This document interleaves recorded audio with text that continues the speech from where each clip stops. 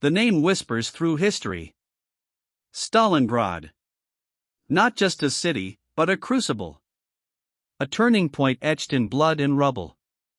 But beneath the grand narratives, the overwhelming scale of armies clashing, lie deeper mysteries. The tactical secrets of a new kind of war. The raw human stories, often obscured by legend. Was it truly a moment that reshaped the world? Or a brutal, localized struggle amplified by desperation?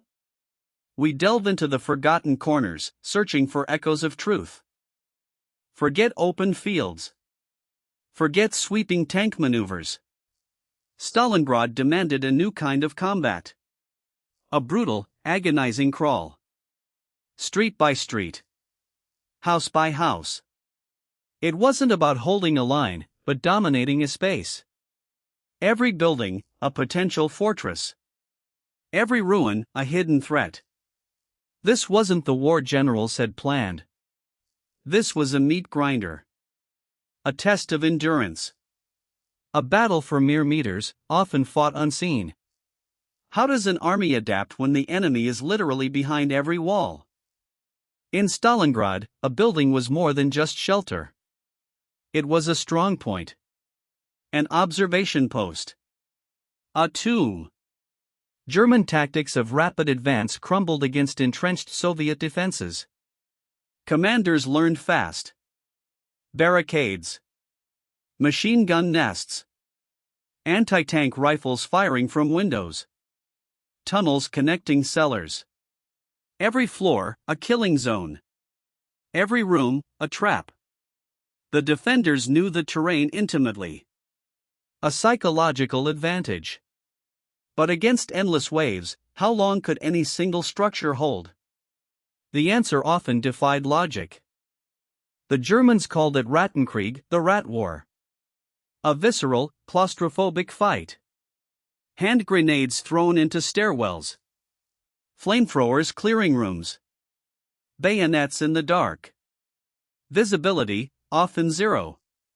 Friend and foe, separated by a single wall. Or not even that. A war of ambushes. Of sudden, brutal encounters. The roar of artillery became background noise. The true battle was waged in whispers. In the shadows. In the desperate, primal struggle for survival within crumbling concrete. A place where conventional doctrine simply ceased to exist. In this shattered landscape, a new kind of hero, or demon, emerged. The sniper. Patient. Deadly. Their targets, officers, machine gunners, anyone foolish enough to show themselves. But their true impact wasn't just lethal. It was psychological. A constant, unseen threat. Paralyzing movement. Fueling paranoia. Entire sections of the city became no-go zones. One shot. One life extinguished. But what about the stories that became legends? The names whispered by both sides. Were they real? Or carefully constructed myths? Amidst the endless devastation, one building would rise to legendary status, Pavlov's house. A 4-story apartment block, strategically vital. Overlooking a key square. Controlling approaches to the Volga. To lose it meant to expose crucial supply lines. The Germans knew its importance. The Soviets, even more so. But how did a single, bombed-out residential building become a symbol of defiance? And what drove the handful of men inside to hold it against impossible odds?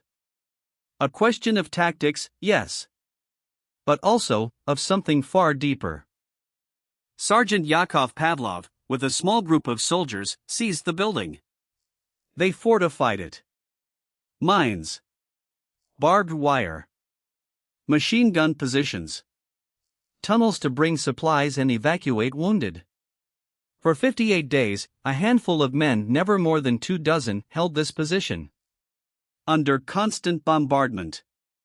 Daily assaults. Cut off. Isolated. Yet they did not break. Their will, seemingly unbreakable. Was it the tactical brilliance of their setup? Or the sheer, raw refusal to yield? What kind of courage sustains such a siege? Pavlov's house became a potent symbol. Its continued defiance tied down disproportionate German resources. Every German attack was repelled. Every effort to dislodge them, a failure. The fighting around it became a microcosm of the entire battle. A stubborn, unyielding refusal to give ground. The narrative claims it changed the course of the battle. A bold assertion for a single building. Did it truly? Or did its legend overshadow its true strategic weight? A tiny fortress, yes. But how giant was its impact? From the freezing trenches and shattered buildings, another legend emerged, Vasily Zaitsev. A humble shepherd from the Urals, transformed into the Soviet Union's most celebrated sniper. His name, a rallying cry. His tally, a source of awe and fear. But was Zaitsev truly the almost superhuman marksman depicted in countless stories? Or was his image meticulously crafted? A figure designed to inspire and to terrorize? The line between reality and carefully constructed legend often blurs in the crucible of war. Zaitsev's reported methods were precise. Patient. He studied the terrain. Anticipated enemy movements. Mastered camouflage. And he taught others. Training a new generation of Soviet snipers. Hares, they were called. His personal kill count reached astonishing numbers, over 200 confirmed kills in Stalingrad alone. A chilling efficiency. A cold, calculated elimination of key enemy personnel. But in the fog of war, how are such numbers verified? And what was the true intent behind broadcasting such stories? Perhaps the most enduring tale connected to Zaitsev is his legendary duel with an elite German sniper, Major Koenig. Sent specifically to hunt down Zaitsev and break Soviet morale. Days of cat and mouse. A test of nerve and skill. Finally, Zaitsev, with cunning and patience, is said to have outwitted and killed Koenig. A dramatic, almost cinematic confrontation. But delve deeper. Historians debate its authenticity. Was Koenig even a real person? Or a composite, created to amplify the heroism of Zaitsev? The truth remains elusive. The Soviet Union was a master of wartime propaganda. Figures like Zaitsev served a vital purpose. They embodied resistance. They fueled hope. They gave a face to the anonymous struggle of millions. The details of his exploits, whether entirely true or embellished, were less important than their effect. To inspire. To terrify. To demonstrate Soviet superiority, even in the darkest hours. Zaitsev's legend, a powerful weapon in itself. A story told not just to document, but to shape the war itself. A legend. Or Soviet propaganda? But what of the men on the other side? The German soldiers, frozen, starving, trapped in the ruins. They too were fighting a war they hadn't anticipated. Their once victorious Wehrmacht, now bogged down in a struggle it couldn't win. The harsh realities of the Eastern Front, amplified in Stalingrad's inferno. The relentless cold. The lack of supplies. The unseen enemy, everywhere. Their morale, steadily eroding. What was it like to face such an enemy, in such a place? To witness the gradual descent into hell? Amidst the official reports and grand strategic plans, lie the private, unfiltered voices of those who endured it. The diaries. Scrawled in frozen hands. Hidden from officers. A testament to unimaginable suffering. These fragments offer a raw, unvarnished look into the daily grind. The hopes. The fears. The slow, creeping realization of impending doom. These weren't heroes or villains, but men caught in an inescapable trap. What do these personal accounts reveal about the true nature of the battle? Today, -30. No food for 3 days. My feet are frozen solid. Such entries paint a grim picture. The longing for home. The bitter complaints about commanders. The shock of comrades' deaths. The gnawing hunger. The constant cold. The unyielding Soviet resistance. The diaries reveal a gradual erosion of hope. An understanding that this was a battle unlike any other. Not for glory, but for mere survival. A chilling descent into desperation, documented by those living it.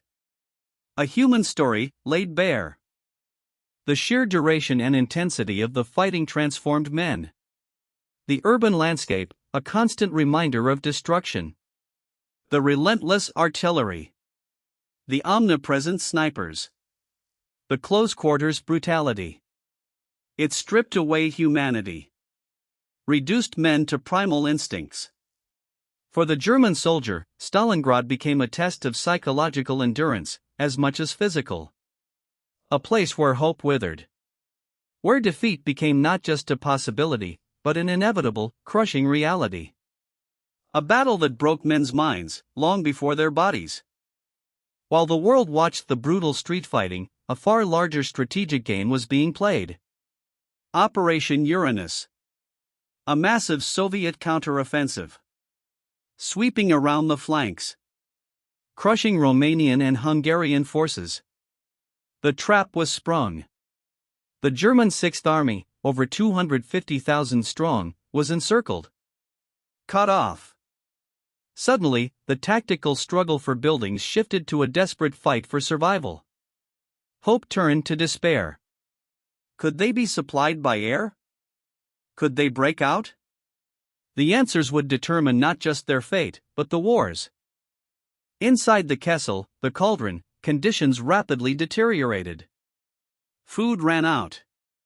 Ammunition dwindled. The wounded piled up.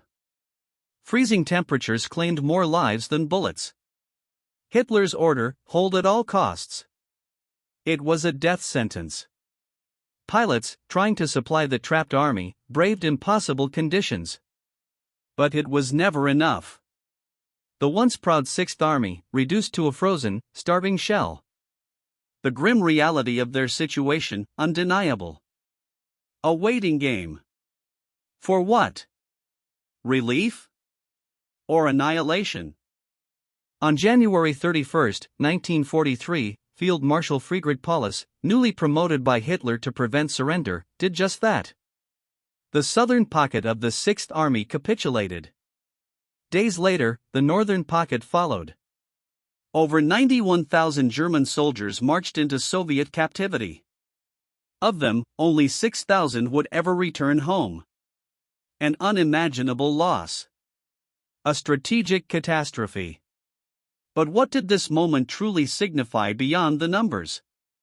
Was it the end of a battle, or the beginning of the end for the Third Reich? Stalingrad was more than a victory. It was a psychological shockwave. The myth of German invincibility shattered. The strategic initiative wrested from the Axis. The Red Army, once reeling, now demonstrated its formidable power. From the depths of those ruined streets, a new confidence emerged. The path to Berlin, though long and bloody, now seemed clear. It solidified the resolve of the Allies. It sent a clear message to the world. The war, indeed, had turned. The ruins of Stalingrad taught brutal lessons. The primacy of urban warfare. The power of propaganda. The resilience of the human spirit. And the unimaginable cost of total war. Pavlov's house stands. Zaitsev's legend endures. The diaries whisper their truths. These stories, intertwined with tactical brilliance and human suffering, reveal the true essence of this cataclysmic battle. A city destroyed. Millions perished. But a war irrevocably changed. The Battle of Stalingrad, a turning point, forged in fire and ice.